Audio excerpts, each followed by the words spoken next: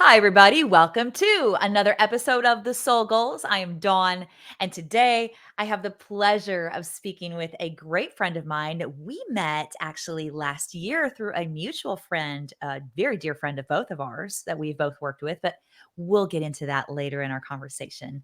This, my friends, is Dr. Tiffany Watson, and I love being able to say doctor because she's not a doctor of medicine, so to speak, but she has done her time in the box in the school spectrum and knows her stuff. We like to call her Dr. Tiff here in the Nashville area. So that's what she goes by. Dr. Tiff has a PhD in health and human performance, and that is no small feat. There is a lot that goes into that. Dr. Tiff, or Tiffany, I'm going to call you because you're my friend, right? Sure. Yeah. Tiffany has so much expertise and so much background in this specific field of health and human performance. She also has an MS in kinesiology, which is human movement. She specializes also in sports psychology, a BS in psychology, certified nutrition specialist, certified strength and conditioning specialist. But more than that, like she's a real person, right? So I think that's the biggest thing that I want everybody to take away from our conversation today is that even with all of that, she has struggles and she has a story. And that's why she's here today. She's going to share some of that wonderful insight as well as her career and what it is that she does because it's so cool. She works on that whole using food as fuel, right? And I love that aspect because so much of our culture has kind of goes in that vein of live to eat instead of eat to live. Yeah. And she can break down the science of it to help you really understand a little bit more about how the food that you're eating impacts the health that you experience on all levels. So there's more than just human movement and what your body looks like that Tiffany deals with. She deals with how the food that you put in your body actually affects your performance as a human being. So, without further ado, Dr. Tiff is with us today. Let's go. Thank you so much. I'm super excited to chat today and I appreciate the opportunity. So, Oh, well, I'm so glad that you're here. I'm so glad. And we're in Nashville and it's cold and we were just talking about that before we hit the record button. So, oh, I don't like being cold, but we're good. We're going to have a good conversation we're today. inside and warm at the moment. So, that's Yes. all Yes. good. Yes. So Dr. Tiff has been a nutrition coach and a performance specialist for a number of years. How long have you actually been practicing? I would say 15 years just focusing strictly on the nutrition piece. Okay. I started my career in sports psychology. That, of course, was my master's degree. So this is going to be, I'd watch like Tin Cup growing up. I'm like, I'm going to be Renee Russo. And I love that. I didn't know that. Okay. but then, I think that I was teaching at Belmont. I taught at Belmont in their exercise science department for about 4 years, Okay. helped them kind of develop some of their sports psychology curriculum and worked with the athletes there and was dabbling in that on the side. And then that kind of morphed into corporate wellness. And I spent a number of years more in the workplace doing on-site lunch and learns, stress management, fitness, nutrition, on health insurance, premium discount, kind of dealing with all the HR components of that. And then I think that whole industry really transitioned more into the insurance companies managing that, where you just couldn't get the reach bringing somebody in as a consultant. And then around that time, I got married and my ex-husband owned gyms. And so I was kind of started moving a little bit more into sort of that fitness, nutrition realm. And I think that it wasn't until we moved to Denver in the 2012, 13 range. And, that's the fitness nutrition mecca, right? Like that is the Olympic Training Center. It's just all the athletes are out there. And I think that exposure to how nutrition and fitness could be so scientific. It wasn't just like going and working out with a personal trainer and, a buddy that you're hanging out with, because I've always just been, you can see that trend, right? science and performance and data. And that was what I wanted. Okay. And so I think that understanding that nutrition and fitness could be more data driven and more scientific in a sense is Yes. what really moved me to really focus on how can I help people build that foundation of nutrition and training that's feeding their mental performance, feeding Right. their workplace productivity, feeding. I mean, that became very apparent that the nutrition was really the foundation of that peak performance element that I had been talking about in Mhm. so many different realms for years. And so, I think at my age now, when I look back and I see what's the thread, Mhm. between my upbringing as an athlete and then coaching and then sports psychology and then peak performance in the workplace is like you said earlier, like the performance thread is just like in my veins. Yes. And so I know I'll never do anything that can't bring that element because I just Mm. think that that's what everybody wants in different ways. Like they just want to find their ultimate peak potential in Yes. life, in relationships, in work, in bringing up their kiddos. Like, how can I be the best version of me? Right. I totally agree. I think I love that you go from that basis of nutrition as the foundation of it, because I think that we don't give that enough merit, and I Mm, also think that people that are not, athletes in college or beyond or even in high school may not look at human performance as something that's applicable to them. But right. what you just said is really applicable to everybody. It's how the body moves, Mm, right? And how it does it effectively so that you can be a happy, whole person across all planes of your experience. for sure. Yeah. Yeah.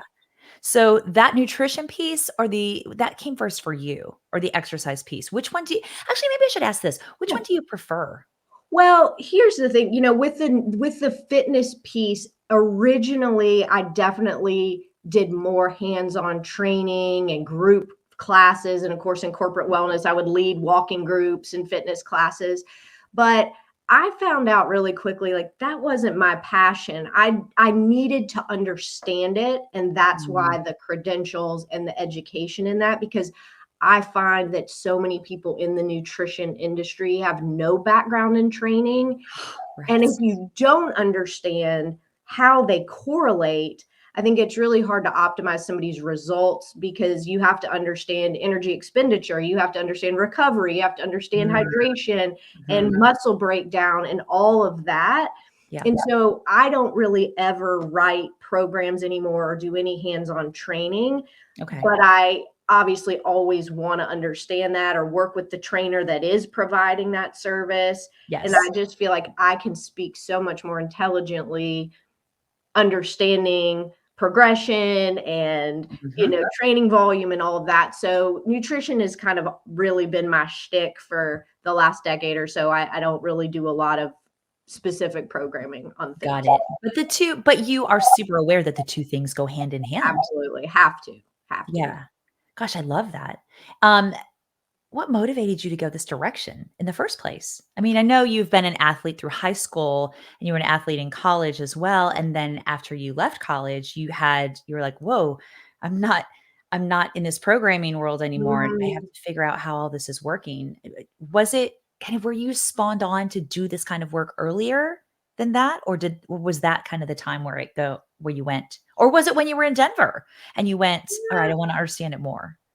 I think that I always enjoyed for myself, like knowing what I was eating and kind of understanding the benefits of certain things and Mhm. how it affected my performance levels or my training. But I think probably you're right. Denver is when I really put some like specific meat on the bone, so to speak, Yeah. where it was like I got it turned on to macronutrient tracking and body Yeah. composition assessment and, really looking at it's not just about eating healthy, but it's like there is a science to how much protein your body needs, the timing of your carbohydrate intake, and how you need to distribute food through the day and Right. pre and post workout. Like there's more to it for some people. Now that's not right for everyone. Not Right. everybody wants to go that deep. But I think Mhm. for people that do, to really be able to be like, oh, like there's actual numbers and data and metrics that we can track on this. So I think Right. probably Denver in that 2012 to 2014 is where it really formalized what my philosophy and approach around this would be. But yeah, I think it's always been for me, like as an athlete growing up and probably in college, I got injured my first year in college. I went to the University of Richmond. I was a walk on for soccer and I Mhm. hurt my back. And so I started having to really learn how to train myself and stay fit and be active without sort of this structured team anymore and Yeah. scheduled practices and training. And, I think that really turned me on to understanding like that you can change your body and you can adjust your food and your fitness and your all the things to accomplish the composition you want or the training Uh-huh. outcomes that you want. And so I think probably college was the first time that I looked at it more as a potential career than just something I did for myself personally. Got it. Yeah, so maybe that injury was kind of that culmination point for you to go, this had to happen for me to know what it is that my real passion is and what direction I really wanna go in. Yeah, I think so. And and I think it's so important. Like you hear kiddos today, like taking these gap years or maybe even not going straight to college after high school. And I think for a long time, I would have been like, oh my gosh, like, you need to go through this formal, traditional trajectory of, Yeah. and I do see the benefit of that because even though I didn't do that, I think afterwards, like going from academia to sports psych to corporate wellness to coaching to it's like I had to do all of that to Yeah. really find what I wanted to do with the rest of my life. And I think if I had just, well, this is my degree and this is what I'm going to do, but to be open to using those skills creatively, I Mm. think is super important. Yeah, and I think walking all of those paths, that's really what created where you are Mhm. now. For And sure. and figuring out what it is that you do and what it is you wanna do. So currently you're in Nashville and you are practicing nutrition, basically nutrition performance and nutrition specialization for athletes, but not only athletes, regular people that Yeah. I mean, mostly regular general population, right? So I have Mhm. a private practice and I office out of Elite Sports Medicine and Empower Physical Therapy in Green Hill. So I see obviously a lot of people coming out of surgeries or injuries or athletes that have come in for various reasons. But with my private practice, of course, that reaches the majority of people that are struggling with body frustration, which is 40 Right. plus men Or and women. plus. Yeah. Isn't that interesting? Mhm. Wow. Or do you think, and like, it's just a kind of a sidebar, do you think that the struggle is always there for some of those people that are 40 plus, but at 40 plus, they finally go, okay, I'm ready to address this struggle and what's going on with Mhm. me? I do, and I think that because when we're younger, we have so many other things in our corner. Hormones are optimized. Our metabolism has not been affected by dieting or babies or Mhm. stress or Mhm. injury or any number of things. Like everything's like untainted. Yes. Yes. Then I think at 40 plus, or for some people even earlier, then I think the mechanisms that would tend to create change or adaptation, our ability to put on muscle changes, our Mhm. ability to sustain muscle changes. Mhm. So I think we also kind of get away with more younger. And then as we get older, it's like the things that aren't at the optimal level become more obvious. Yeah, no, that makes total sense. Yeah, totally. Describe briefly what a session with you would look like. So somebody hears this, watches this, and says, "I really connect. I click with her. I think I'd like to talk with her about more Yeah. about what it is that she could do to help me." Like you have a new client coming in. Sure. So, and I always do a complimentary consult. So I Mm, love the idea and always have of like, I want you to just come in and make sure this feels good on right. both sides. Like it's like dating, right? It's like got to be a good fit. Like we're going to get personal. So, like we have to. Yeah. So I want people to come and ask questions, hear about the process. So anybody that potentially is interested, we'd always jump on a Zoom or come in person and just Yeah. visit. But assuming they decided to move forward, we would start with body composition assessment. So we're looking at muscle mass, body fat percentages, hydration, metabolic rate. Like I said before, I'm a data geek. So like we're getting Yeah. all the metrics. I'd have them do some food logging for me. So I'd like to just see, hey, what are we eating now? Like what's our typical patterns, strategies, Mhm. total amounts of carbs, fat, protein. And then from there, we start to just work on awareness Mhm. and quality versus quantity. Oh, I And like it's that. Yeah. kind of like I like to progress. Early in my career, we just jumped full in, like, here are your macros. Let's start tracking, hit the numbers. But Yeah. there's two camps in the nutrition world I've found. There's the hyper obsessive bodybuilder, competitive Yeah. fitness competitor that's tracking every number, every macro, toting their food scale around. And then there's the intuitive eating, Mhm. health at every size, no numbers, anti diet culture. And I respect and understand the benefits of both of those.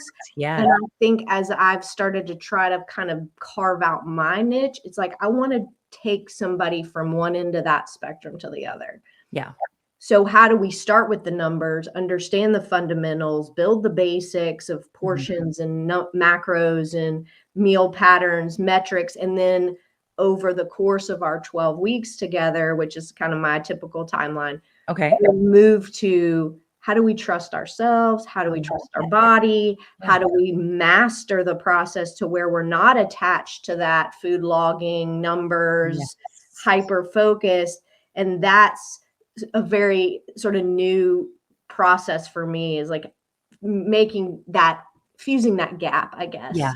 And so that would be kind of the trajectory of our work together, would go from the fundamentals, hyper focused on the numbers, to how do we not have to do this forever?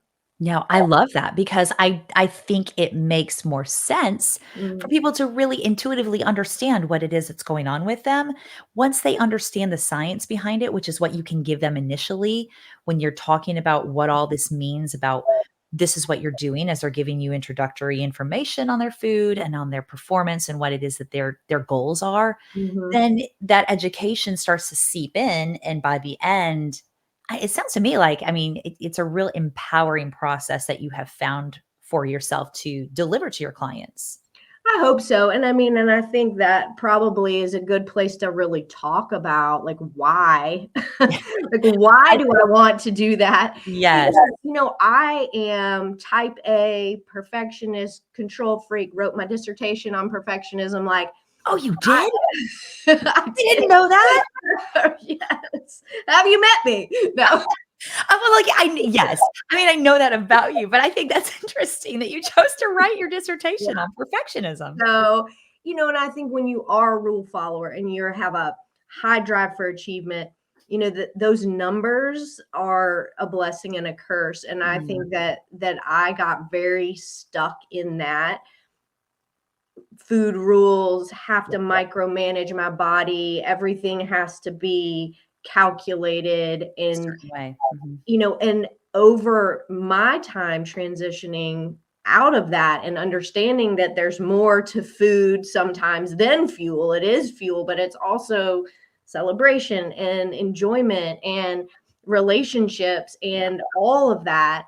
And that journey for me, which I'm still day to day working on, because it will always just be ingrained in who I am, that I want people to understand, like, there is a spectrum. It doesn't have to be this or that. It doesn't have to Mhm. be, I don't care about anything. I'm happy with my body, whatever it looks like. And it doesn't have to be obsessing about every bite you put in your mouth. And Right. so I It's think that's not black or white. You have the to exist day. in that gray area. I think it's really hard for folks to exist in that gray area.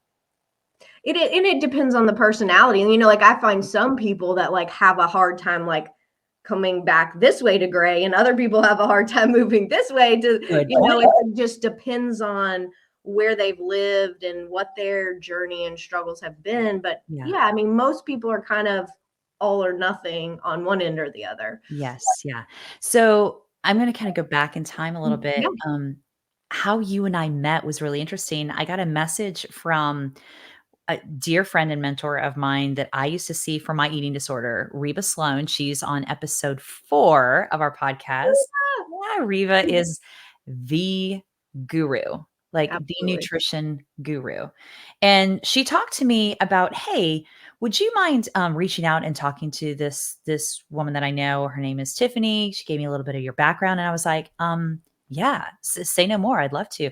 We had coffee and immediately connected with you and your story. And I'd love for you to share your why behind what Mm, it is that you're doing now and how that has transitioned your work and your background and your history with eating and disordered eating and disordered thinking about your food.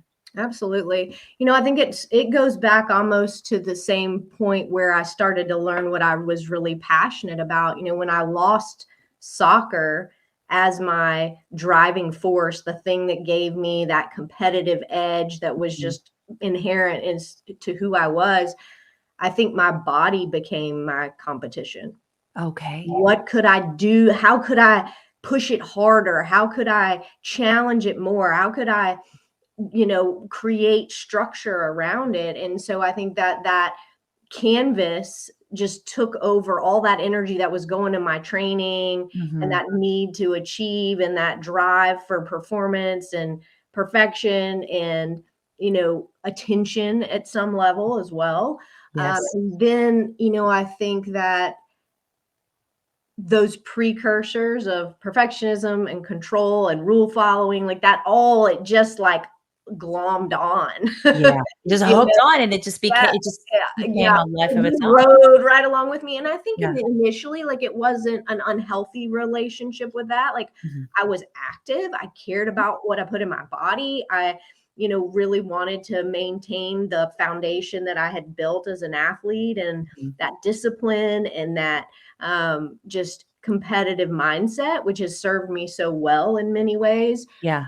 But as again, as you get just so deep in the throes of that, and then to choose a profession in which is very aesthetically dominant, like you have Yes. to maintain a look, you have to Yeah.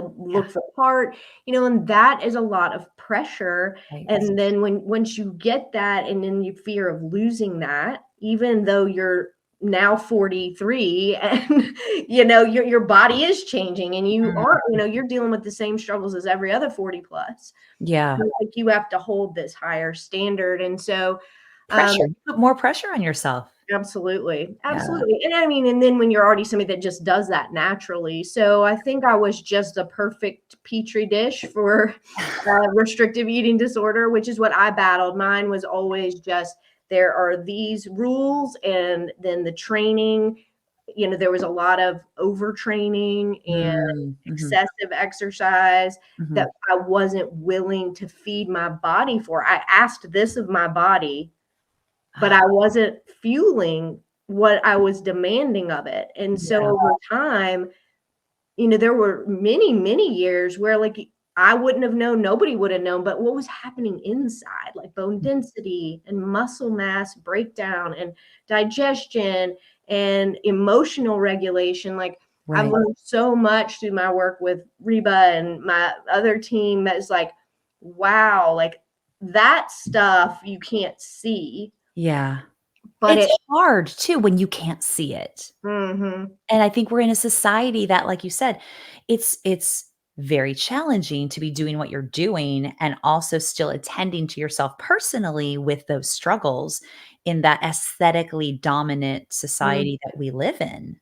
absolutely. I mean, you probably felt this way is like, I Yeah. feel like an alcoholic bartender. Like I'm going to work every day, like going to the Yeah.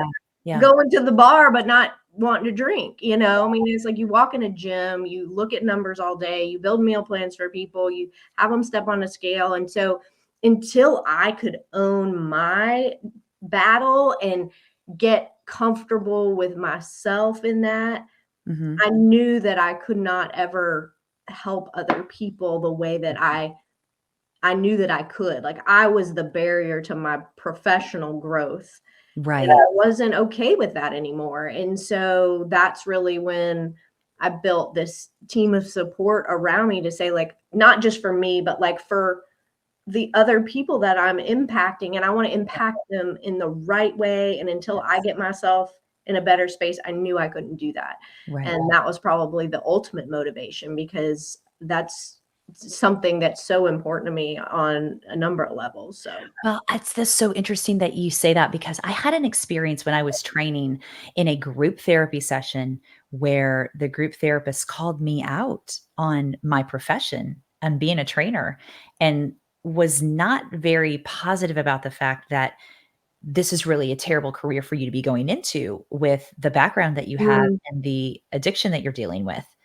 And I was like, okay, I had to really sit with that privately and go, okay, it's keeping me honest. Me showing up for those other people is me wanting to be my best. And I have to be if I can't be my best for myself right now, I mm, have to be the best that I can for the people that are depending on me. And that was a real, a big piece for me to go, okay, that was the first step for me. And then once I realized that, then it was a little bit and working also on the interior stuff that you were talking about that we can't see. Yeah.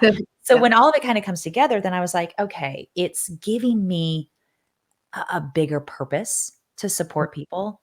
And then I was able to come along with that and realize the value in that for myself and how important it was to see what I was doing for other people to do that for myself as well. But yeah, an alcoholic bartender is a really great analogy for people with disordered eating that are dealing with that and going through that healing process because you have to eat to live. Like you have to, that we alcoholics, um, so hard. That addiction is terrible, but they don't have to have alcohol to survive, to be alive. right. So that relationship with food is Mm. challenging when you're in the middle of it. It is, and, and I think too, because I struggled for a long time of, like, owning this when you do work in this world, but I've found that I'm so much more aware and empathetic to everyone's relationship with food, even if it's not disordered. There's so many different ways that it presents itself, and my ability to see it and catch it and hopefully derail it and Yeah. before it gets too deep in that, because I was a master manipulator Yeah.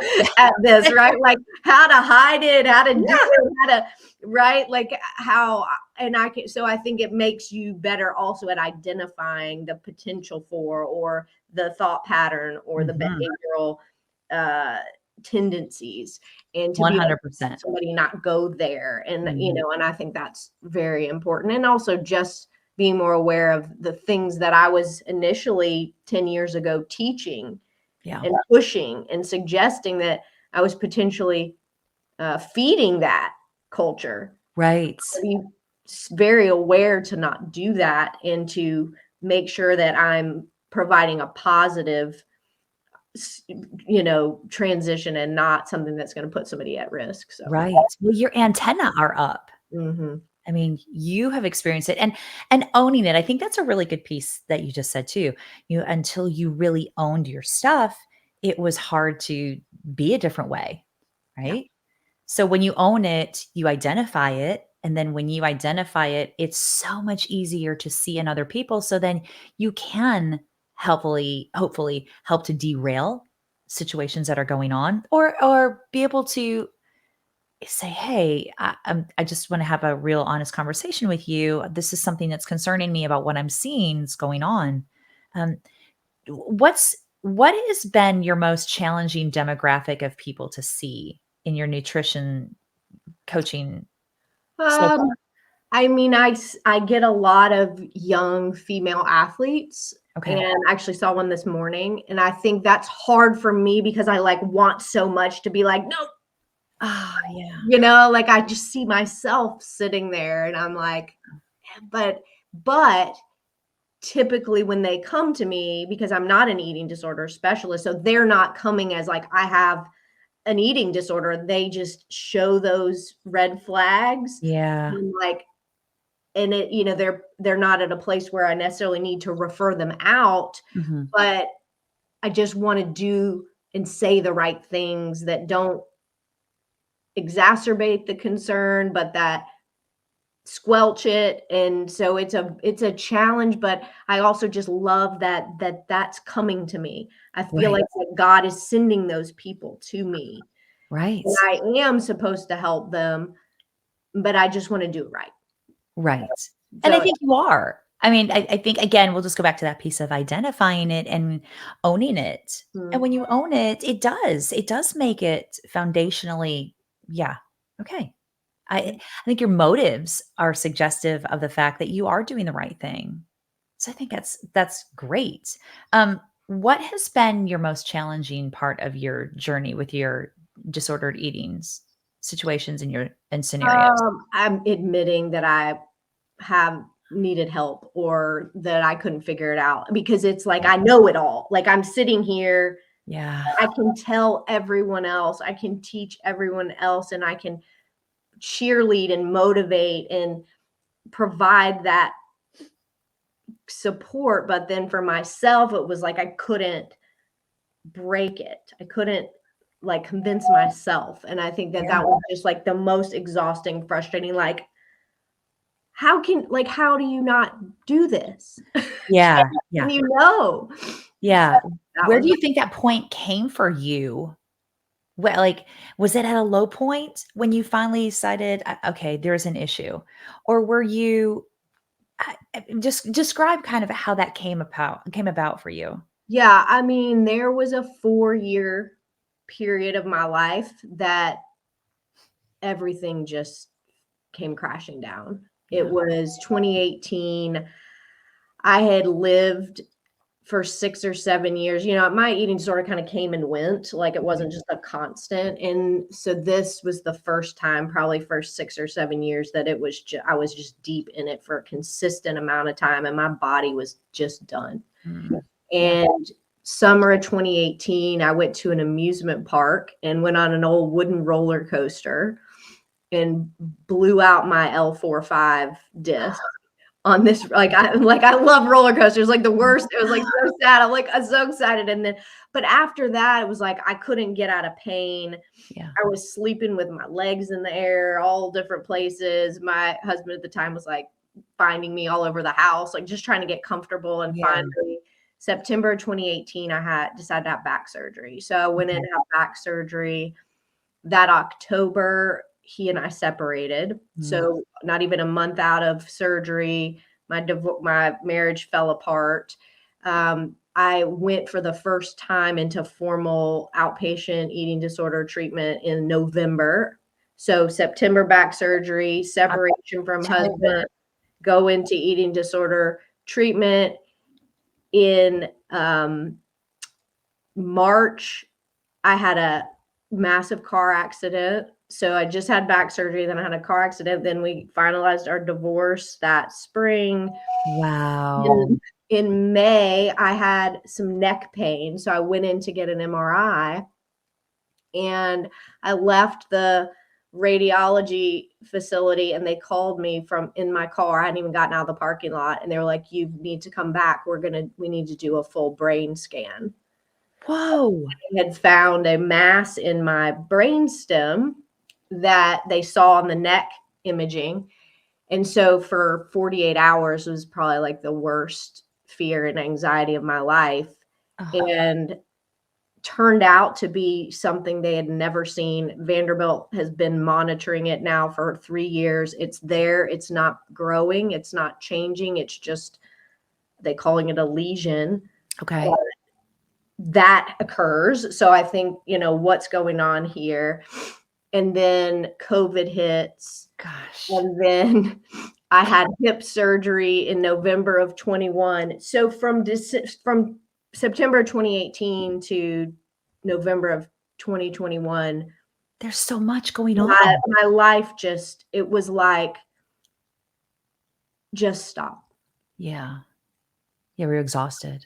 Yeah. Just stop. And my body and my mind and Mhm. my life was just it was just torn apart. Mhm. And I was looking for answers and with doctors and therapists and medication and injections, and But you know what? Where I wasn't looking? I wasn't looking at God. Yeah. My faith was nowhere in that. Oh my. I had just walked away. I grew up in the church. Mm-hmm.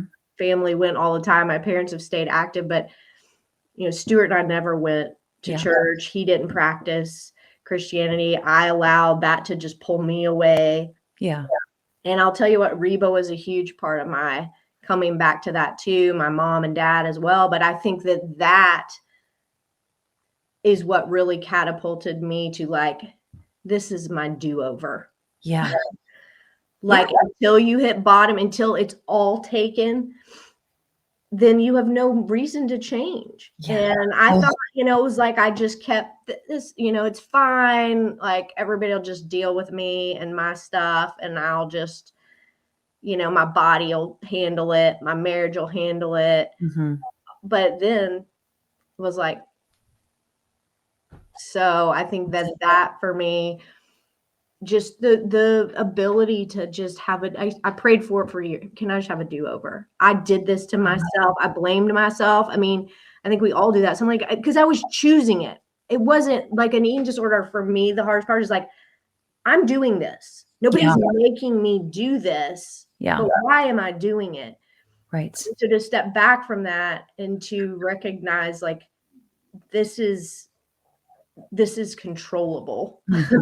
With the right support and just the right mindset. And so I think that 4-year period was the breaking point. And that's when I really started to just build a team of support around me and also just change it's like, hey, you got this chance to redo everything. Yeah. Yeah. And I can totally attest to that. Blaming yourself, or like, I'm choosing this. You get to this other side of your coin and you go, oh my God, the things that are happening to me physically are not things that are out of my control.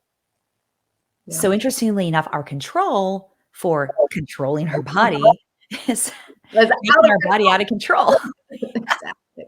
Yeah. I mean, the more I tried to control it, obviously the more out of control I was.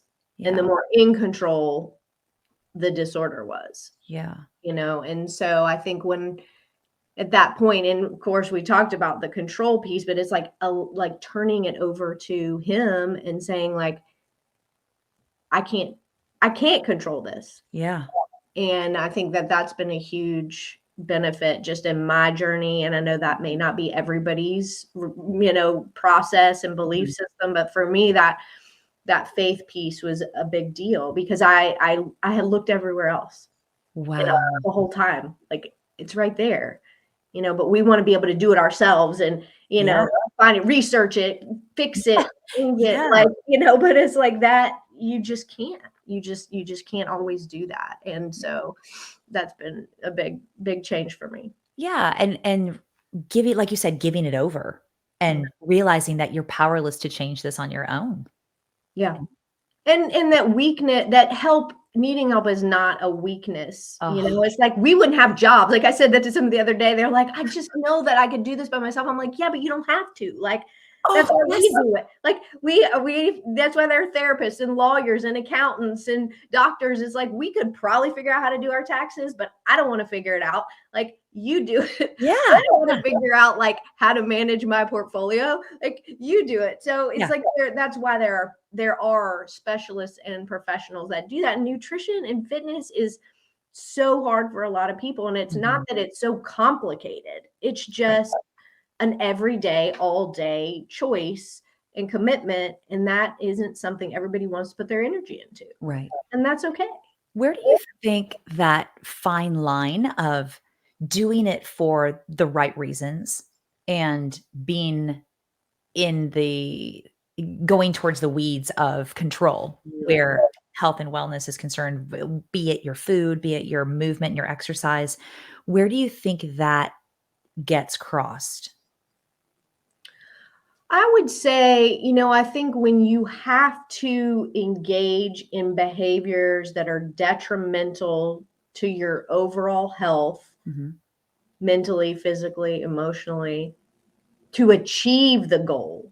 Okay. When it's not the right goal for you, right? Like if you can change your behaviors and start more physical activity and watch portions and not overconsume, and you just are creating behaviors that are consistent with your goals, and your body decides it needs to lose some weight, then you probably needed to. But if Right. you do all those things and you can step back and you say, I have optimized my choices, my behaviors, I'm moving my body, I'm sleeping, I'm Mhm. hydrated, and your body just wants to stay there, then that's probably naturally where it needs to live to be Right. fully functioning. So it's like until you feel like you're having to like ultra manipulate things or Yeah. over exercise or go into a massive calorie deficit to achieve a something, Mhm. that's when I feel like it becomes an unachievable, unhealthy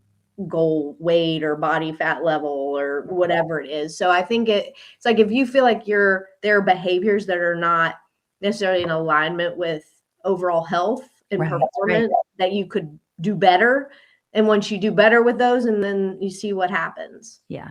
I had a therapist once tell me that for me, in my process, it was like if it got in the way of my relationships and my functioning as a friend, as a daughter, Mm, as a coworker, all of those things. When those behaviors and those mindsets got in the middle of me just being me, and I think you a great point about manipulating. When you're not forcibly manipulating mhm, things, and you're just naturally allowing the evolution of your body to live and be whole and healthy and full by changing those behaviors on a real holistic, very natural, supportive place.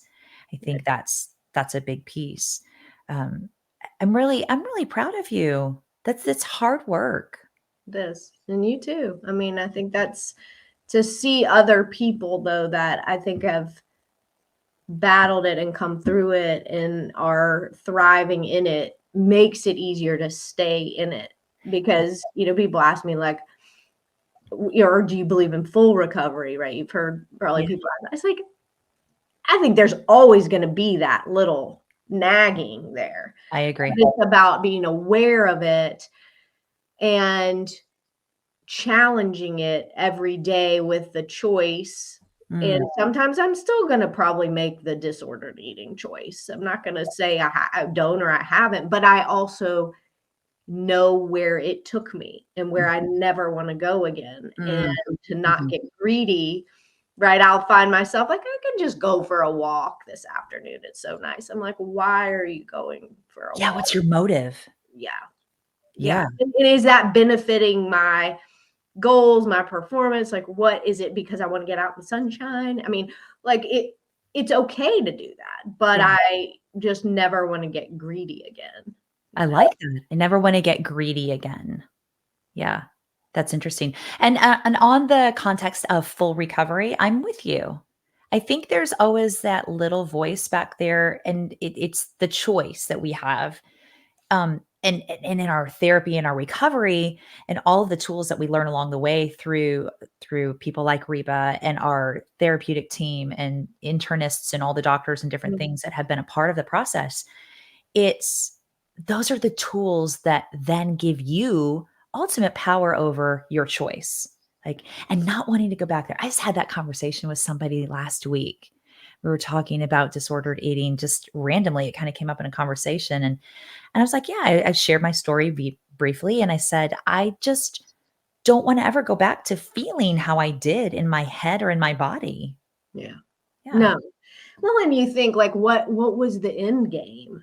Yeah. Like I'm so goal driven and so, again, data driven, and it's like, where was that going to go? Right. And like, what was I actually trying to achieve? And I think too is just really trying to change the conversation, not just for us, but for the girls and the next generation, is like striving for performance. Again, that word comes up. Like, if I had been doing that, I never would have made those choices because it Yeah. was not helping. Like, if I was strictly motivated to be able to train harder, lift heavier, run further, increase my muscle mass, improve my mental function, I wouldn't have been restricting calories and doing excessive cardio because that would have been counter to higher performance, Yeah.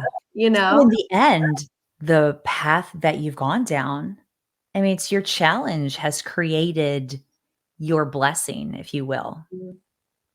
How we talk about that, especially on the podcast, that's what we talk about is like the challenges that we go through and what that means for you and how that blesses you in the end. And gosh, 99.9999999% of my guests would say, I would do it again. Yeah. Yeah. Yeah, I mean, I couldn't not. I mean, there's a Mhm. lot of things that I certainly would have done differently, Yeah. No, that's the but difference. the Yeah. end game, like, that struggle Yeah.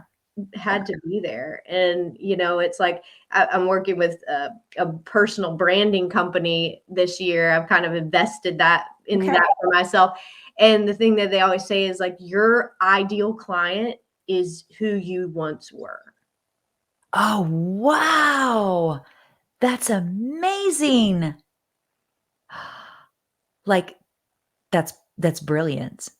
Right, like when you're writing, you do your avatar, you kind of like map out who's your ideal client, and it's like it's always who you once were because that's who you can help the most. Right.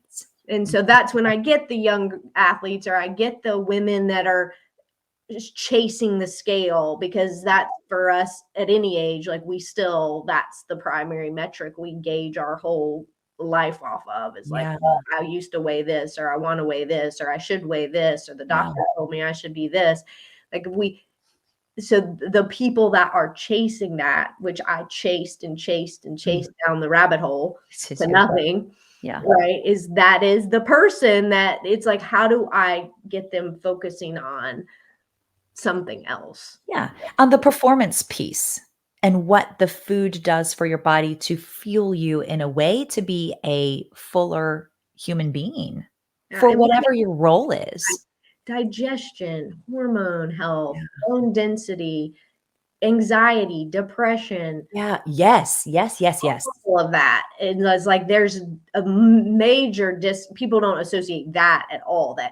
That calorie restriction, caloric deficit Mm. affects mental health, Right. not just physical health. Right. There's a big learning gap there. Yeah. Do you think that people are that we're as a society are starting to kind of delve into that subject a little bit more, or do you think that's still kind of on the cusp of in the future? Mm, I mean, I still think because medical professionals and therapists have no nutrition education to speak Right. of, it's a hard gap to fill because there's nobody to really talk about that. I mean, I think that is the fact that I have a psychology background, at least there is a bit more of an understanding there. And so much of the discussions and conversations I have with clients is about more psychological Yeah. and Yeah. not physical in many ways, is like Sure. emotional driven eating behaviors and stress and relationships and how Yeah. food kind of plays a role in that. My mom's love language is she's always making me this, or my husband wants to go do this and I don't want to do that, or so I think there's a lot of just like, how do you do life and not like let people's food and alcohol pressure Yeah. affect your goals. For my Yes. younger clients, it's alcohol usually is like, well, everybody's drink. They're always asking me, well, why do you have another drink? And then I don't want to have it's like, Yeah. so I do think there is a lot of just like the psychological piece of where food comes into your life Mhm. is, yeah. So not just on mental health concerns, but also just like general Right. emotion, mental Yeah. It's a mixed lifestyle bag. stuff. Yeah. Yeah. There's a lot there. There's so much there. Wow. Maybe that could be your niche, right? Maybe. Yeah. So that could probably lead me on to, where do you see yourself 5 years from now? Well, you and I talked. I definitely am doing a TED Talk. That's on the bucket list. I can't wait. And I will be in the front row. I don't care where you're doing it at, So wherever it I is. would love to do a TED Talk. But, I don't see my career shifting much. I just think I want to be able to make as much of an impact as I can. I Mhm. think that I'm in a place maybe finally to think about a relationship again. Yeah, Oh, so, like, having someone in my life again at some point. yay. I have my little buddy Tucker, my 3-year-old Cocker Spaniel, but he needs some love too, so, Yes. but yeah, so I think just maybe connection again, and, Mhm. when you have an eating disorder too is, you isolate, you Mm. struggle socializing, and I've never been, like, a super social person, like, I just Yeah. have, like, my little people, and, and I think just at 43 and single, and I work alone, like, for the most part, I have a very, like, singular job, so I think it's just, like, wanting connection this year is one of my words for the Oh, I year. love that. Yeah. Connection, that's great. Yeah, and that makes sense too. I know also we talk about that isolation piece when you have an eating disorder and how it's like you don't need another friend because that's your friend. Like Mhm. that's your buddy. Yeah. And it's not a great friend. No, it is not a reciprocal relationship. Totally not. Totally not. But I will also take it to another level in the fact that I think as I've grown and gotten to a point where I realize what works for me and what doesn't work for me, there are times when I have to kind of pull back Mm, and do a little bit of some isolation reflection, if you will, to know that I can't go into that situation because it's not beneficial for me. yeah. Yeah. No, It's for gonna sure. set me up for something that's not great. And that doesn't mean anything about the people that are involved. It's just the situation for me. And Mm, growing in believing that, knowing that, and trusting that is a big thing. And so that my little buddy from years ago doesn't decide to come back and go, no, for "Hey, sure. yeah." Well, and I think when, you are in a relationship that isn't the healthiest, Mhm. then also you attach your eating disorder to a relationship. And then it's like, is that gonna cause it to come back in full force? So Yes. there's, I think, just some um anxiety maybe there too. But I Yeah. think that, again, you have to like be willing to just be vulnerable and just Mm. if you don't, like you're never gonna know, right? Of just getting back out there and testing the waters. So Yeah, and being vulnerable is a choice as well, mm, obviously, and I think too, if we think back to, like, where you were in those years where everything was just kind of crumbling down around you, like, you had to get to that breaking point where you had nothing else but turning to your faith and turning to an outside source and realizing that you're powerless over it, but also knowing that, by doing this, it's extremely vulnerable to admit something outside of myself and about myself. no, it's true.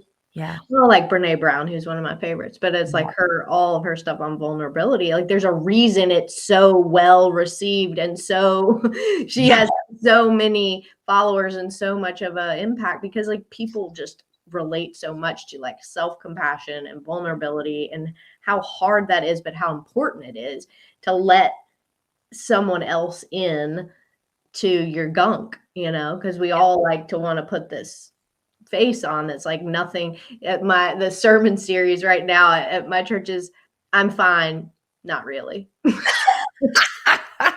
That should be like, a ticker tape over most Like people's head. it's like, "How are you?" "Oh, I'm fine." And then in your back of your head, you're like, "Not "Not really." really." It's we're laughing about it, but it's so It's true. so true. It's so true. Talk about a mic drop moment right there. Yeah, totally. Dropped the mic.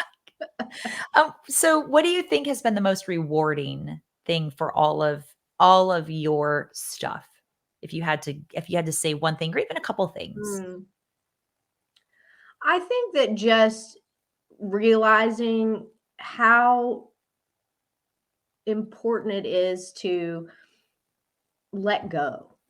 Oh, Like it's like you hear so many people in different industries like, goals and mm, you have to be driven and this and that and like discipline and work ethic and I think yeah, like I would not be where I am without discipline and commitment and goal orientation right. and motivation, but like you have to be able to like ebb and flow in life and like know how to intentionally use those skills, Mhm. and that more is not better. Oh, right. Quality over quantity, you said that earlier. Yeah, it's like there's the gray, right? Like Yes. that there is gray, and that like I cannot be perfect. And Yeah. no matter how hard I try to be or even pretend to be, and if my true value is authenticity, which is so important to me, is Yeah. just being authentic and living with integrity and all. It's like if I'm pretending that, then that's not authentic. Yeah. And people can feel that, and so Oh, I for think sure. just going through this and just being able to admit and recognize, like, as much as I tried to perfect everything about my body and my food and my training, and there was no room for error, and there was all this rigidity and rules, and I micromanaged everything, I lost control anyway. Yeah. Yeah, it goes back to that what we were talking about earlier, it's the 2 sides of the control coin. Mhm. Yeah, yeah, I get that, totally get that, yeah. Gosh, Tiff, thank you so much for You're sharing. welcome. Thank you. This has been so fun. Oh, I adore you, and I adore your words, and I really feel like you're headed in such a beautiful space. You're already practicing such a beautiful gift that you're giving to other people with your knowledge and with your background of your personal stuff. Mm, I mean, you're a smart cookie, right? Which you had to make that choice to dive into your own stuff, but now you're bringing your own stuff to that smart cookiness, if mm. you will. And it's a beautiful combination. It Thank you. really is. Yeah. I'm It's excited to see what happens. yeah, it's so special. And I can see that on you. And I know other people can hear that and see that on you too. So bravo for you doing Thank your you. work. Yeah. It's hard, but it's doable. You can do Yeah, it. Yeah. agreed. Oh, before I let you go though, I want to do some rapid fire questions just to keep Okay. some fun more. Fire away. You ready? I'm ready. Okay, so I got 4 or 5 of them for Okay. you, right? And they're gonna be fun. There's no wrong. It's for the black and white people in the room, there's no right, no wrong, because 'cause we're still black and white. We just have to choose to be in the middle somewhere. True, Yeah, true. yeah.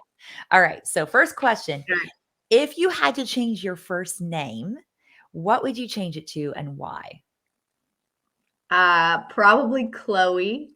Oh, it's pretty. And I Right. think because I have always thought if I had a daughter that that's what her name would be. Oh, well, look at that. Chloe, that's darling. All the Chloes that I know are all just super darling individuals. Right? It's a great name. Yeah. Oh, I love that. Okay. Mhm. All right. There you go. Question number 2. What is your favorite type of music? I would say right now, Christian contemporary. Like I really have gotten into like Crowder and Okay. Cochran and Company. I went to the Toby Mac show last year. Oh, So wow. How was yeah, that? so I've been jamming on that mostly, but yeah, You did. How was the Toby Mac show it that you was went to? great. So Was much it? energy and just like a good environment, like very family-esque, Yeah. where a lot of concerts is like such a mix. You never know what you're gonna get. Like this was just like everybody was just very like low key, which is kind of my Oh, jive because I'm not a big crowd person. So I don't go to a lot of concerts. So this was my kind of concert. yeah. Interestingly enough, I was in the music business for a number of years, and I'm not a crowd person either. I don't like it being in the middle of Mhm. all that Yeah. unless it's something that's like that holistic kind of yeah, yeah, Yeah. with you on that. Totally. All right. Question number 3. Finish the phrase, "The way to my heart is blank." Mm. Through just being real. Oh, okay. Like, I just need real people. I don't Yeah. do drama. I joked some the other day, I was like, "I'm on the no BS diet, no drama, no people pleasing."